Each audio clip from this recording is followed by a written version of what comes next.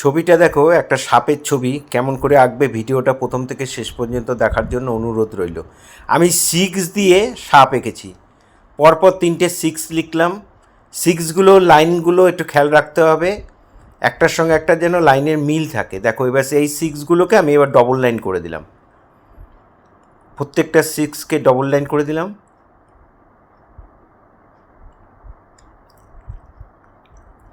এই 6টার এদিক দিয়ে বাড়িয়ে লেজ এঁকে দিলাম, আর এখান থেকে মাথাটা এঁকে দেবো।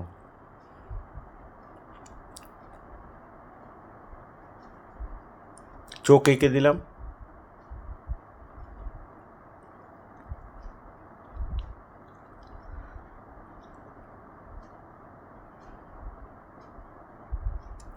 এবার সাপের গায়ে একটু ডিজাইন করে দিচ্ছি, এই জায়গাটা একটু মোটা করতে হবে।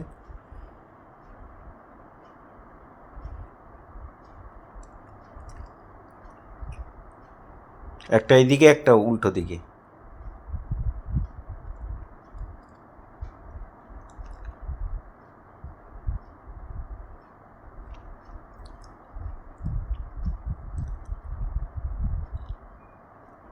এটাও করে দিলাম, লেজের মধ্যেও করে দিলাম।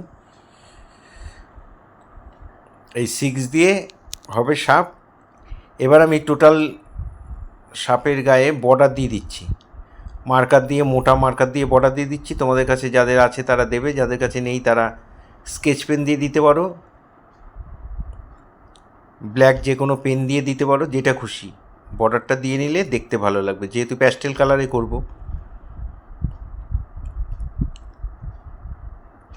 খুব মন দিয়ে দেখো, দেখো কত মানে সহজে একটা 6 দিয়ে আমরা একটা সাপ এঁকে ফেললাম। ডিজাইনগুলোর মধ্যেও ডবল লাইন করে দেবে, মানে বর্ডার লাইন করে দেবে।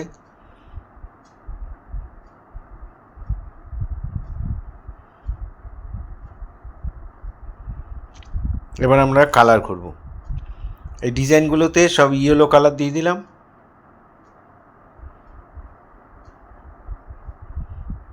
সবগুলোর মধ্যে ইয়েলো দিয়ে দিলাম, লেমন ইয়েলো। তোমাদের কাছে যে ইয়েলো আছে দিয়ে দেবে, লেমন ইয়েলো, মিডিয়াম ইয়েলো, যাই থাকুক। আর এই স্যাপ গ্রিন দিয়ে ভরাট করছি, দেখতে ভালো লাগবে। তোমরা স্যাপ গ্রিন দিয়ে করতে পারো, ডিপ গ্রিন দিয়েও করতে পারো, লাইট গ্রিন দিয়ে করতে পারো, যে কোনো একটা গ্রিন কালার দিয়ে দেবে, দেখতে ভালো লাগবে। এটা একদম ছোট্টদের ড্রয়িং জন্য। আর রঙটা তোমরা দেখো, রঙটা একটু সমান করে ভরাট করতে হবে, সাদা সাদা যেন না থাকে, কোনো জায়গায় ফাঁকা যেন না থাকে, দাগে বাইরে যেন না বেরোয়, এগুলি তোমরা একটু খেয়াল রাখবে। যত সুন্দর করে ভরাট করবে তত দেখতে ভালো লাগবে। এই ধরনের ভিডিও প্রতিনিয়ত পাওয়ার জন্য অবশ্যই আমার একমাত্র ইউটিউব চ্যানেল সূর্যদ্বীপ আর্ট গ্যালারি আপনারা অবশ্যই সাবস্ক্রাইব করবেন, ভালো লাগলে একটা করে লাইক কমেন্ট করবেন। ফেসবুকে যারা ফার্স্ট টাইম আমার ভিডিও দেখছেন তারা অবশ্যই আমাকে ফলো করবেন। পুরো ভিডিওটা দেখার জন্য ধন্যবাদ।